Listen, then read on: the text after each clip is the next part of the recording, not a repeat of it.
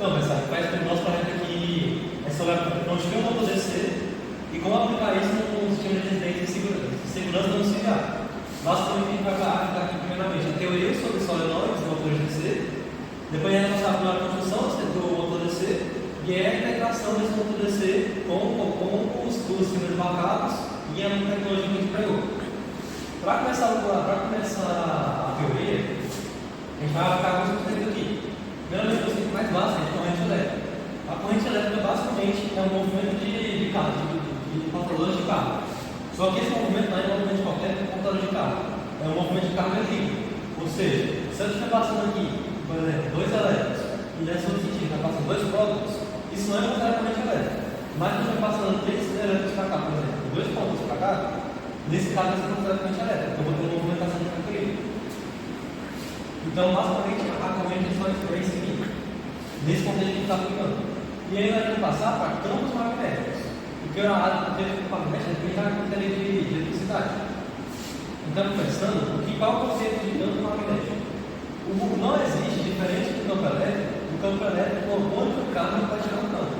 Só que em campos magnéticos, não existe um monopólio magnético. Não existe um único elemento que gera esse campo. Então, para falar de campo magnético, a gente precisa falar, que foi observado, que apenas cargas de movimento, então aqui cargas com certa velocidade, que geram campo magnético. E do mesmo jeito que lá nos sistemas elétricos, a gente tinha que a força elétrica, que a força elétrica é igual a carga vezes o campo elétrico, aqui o campo magnético vai dar alguma coisa. Só que nesse caso a gente não tem como, a primeiro momento, definir esse campo de primeira forma. Então a gente vai definir esse campo em função da força, depois você passa para cá, com relação à carga e em movimento. Então, no primeiro momento, o campo magnético vai ser isso. E aqui, aplicando a força magnética de um fio, a gente tem base dessa equação, que isso aqui é um vetor e isso aqui é um vetor. Então, passando para cá, a gente vai ter um produto escalar da velocidade pelo campo. Só que como que a gente já definiu que a corrente é a variação de carga, certo? A gente fazer o inverso, a gente pega a carga, é a corrente vezes o tempo, que é a pergunta aqui. A gente tem a velocidade lá na teoria de dinâmica, que velocidade é o comprimento do tempo. Então, considerar que uma carga está se movendo num pedaço de tempo. Então, essa velocidade aqui vai ser a distância sobre o tempo, que é o R. A gente tem o campo magnético que a gente repete. E como é um produto escalar, a gente tem que multiplicar pelo centro do ângulo que eles formam entre si, a velocidade do campo magnético. Esse tempo aqui cancela, a gente vai ter simplesmente que a força magnética do fio é D vezes a corrente, vezes o comprimento desse fio, vezes o centro do ângulo, ou em uma forma escalar, que a força magnética em um fio vai ser a corrente e o produto escalar do campo vezes o comprimento desse fio. E a gente vai usar isso aqui, porque a gente, como o motor DC, a teoria dele é ele ficar girando, a gente precisa calcular o torque. Para calcular o torque, a gente precisa da força. Então, vamos calcular o torque agora. A gente tem o seguinte: quando a gente aplicar um campo elétrico, uma corrente elétrica, uma espira, é basicamente um fio em um formato qualquer, fio fechado. Nesse caso retangular, a gente vai usar como um fio circular. Mas não vai mudar a teoria. O que acontece é o seguinte: os torques virados para cá, eles vão se anular porque eles vão ser aplicados no mesmo eixo. E a corrente, nesses casos aqui, o fio está perpendicular. O fio aqui ele está perpendicular ao campo magnético. De forma que quando aplicar o centro do ângulo, vai dar zero. E aí eu vou acontecer o seguinte: quando aplicar o centro do ângulo, e aí vai ter o seguinte: só que essas coisinhas vão ser aplicadas distintas, de forma que fazer a bolinha girar. Como a gente tem essa figura aqui, a gente tem que, aplicando o vetor normal, a gente vai ter um certo ângulo que vai ser gerado dentro do campo e o fio. Aí está passando a corrente nesse fio aqui nesse sentido, esse fio vai estar rodando e ele vai ter um certo ângulo entre o campo magnético, que está aqui, representado por V, e esse fio. É justamente para a teoria lá que tinha feito aplicada. Ele vai ter um certo ângulo entre o campo magnético e o fio. E o que a gente vai pegar agora é calcular o torque. Como já foi dito, a gente vai ter apenas duas forças. Nesse caso aqui, a força 1 e a força 3. Então aqui a gente pode colocar a força 1 e a força 3. A gente vai ter aqui a soma, o torque vai ser o torque gerado por essa força, mais o torque gerado por essa força. E o torque de uma força nada mais é que a força vezes a distância do eixo de rotação.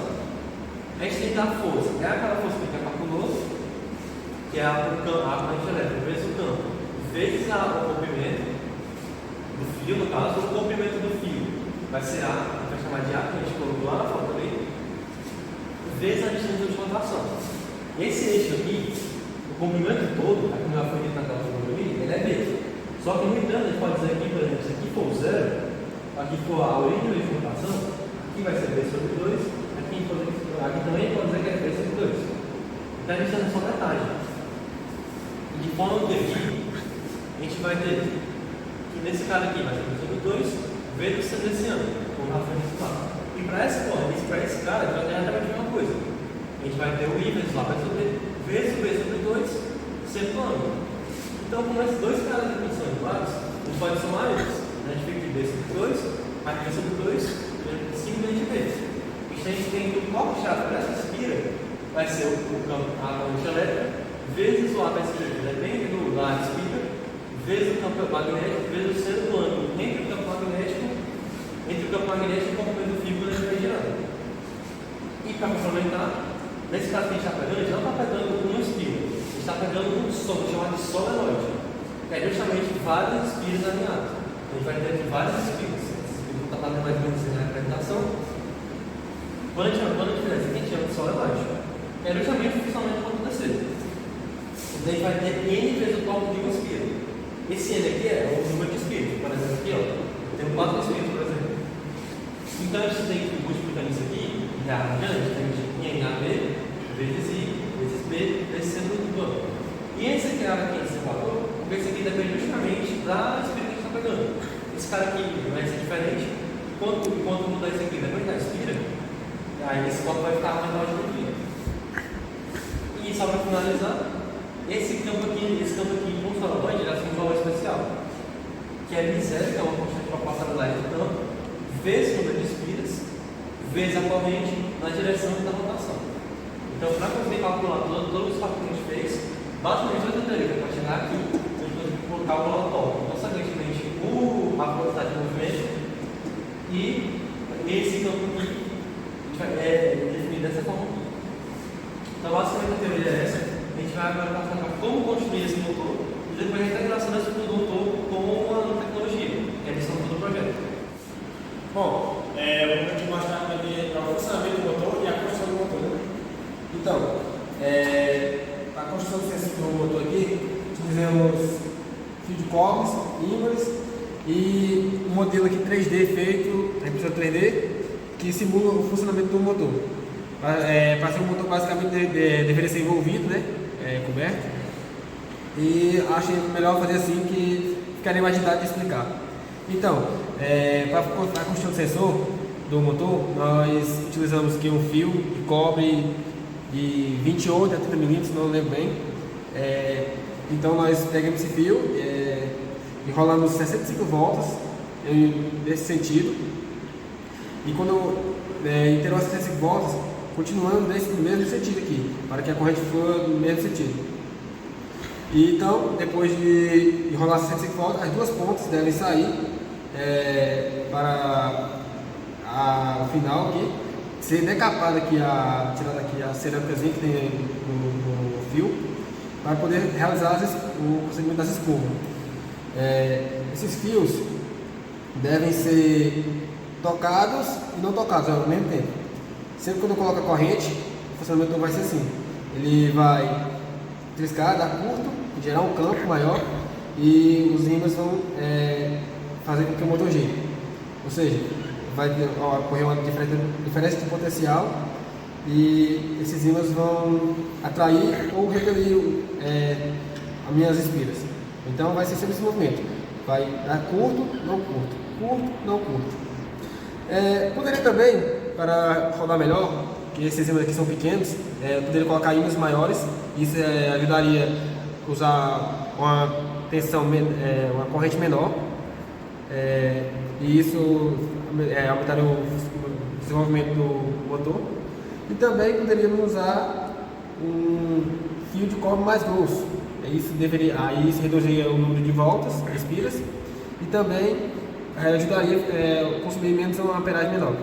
Só que teria um problema, ficaria mais pesado de iniciar. Aí normalmente nós só tínhamos esse fio de cobre aqui, aí foi isso que nós ficamos responsáveis. Como o objetivo do nosso projeto é utilizar o motor para controle de sistema domiciliar seguro, nós construímos um circuito eletrônico para simular o acionamento de uma porta de porta.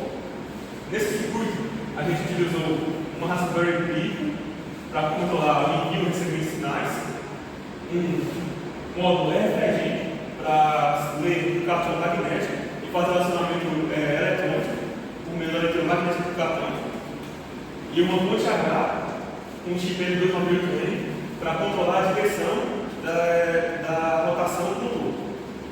Quando a pessoa da casa colocar um cartão RFID aqui no módulo, ele vai fazer a leitura magnética do cartão, ver se a identificação do cartão bate com a que está programada na Raspberry, e se bater, ele vai fazer o acionamento da porta. Ou seja, quando a pessoa passar o cartão aqui, a Raspberry vai ler. Se o cartão for válido, ela vai acionar os sinais aqui para a fonte H por meio desses dois GPIOs, e esse sinal vai dizer para o motor girar para um lado, que no caso é o lado de abrir. Depois que o motor girar para esse lado, a porta vai aguardar 10 segundos, e depois desses 10 segundos, a porta vai fechar automaticamente. Agora eu vou passar um vídeo aqui do funcionamento na prática do motor. Então vocês podem ver, ó. Nós vamos acionar o mecanismo de cartão magnético. O motor começou a girar para o lado. Agora passou o tempo que está definido. Para a pessoa que está no copo ficar parada, a porta está aberta parada. Depois do tempo, a porta vai fechar, ou seja, o motor está fechando em outra direção. E agora a porta fechou.